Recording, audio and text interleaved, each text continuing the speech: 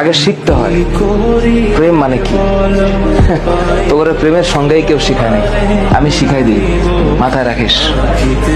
প্রেম শব্দের মানে হচ্ছে, এটা এখনকার মানুষ এটা শুনলে কেমন জানি ভিতরে একটা আউলা বাতাস লাগে। প্রেম শব্দের মানে হচ্ছে যত্ন।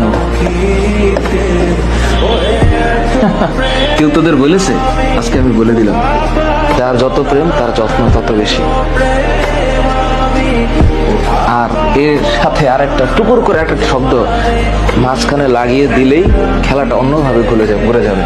এই যত্নের নিঃশেষে আরেকটা শব্দ আছে দায়িত্ব, আর যত্নের ডান পাশে আরেকটা শব্দ আছে শ্রদ্ধা।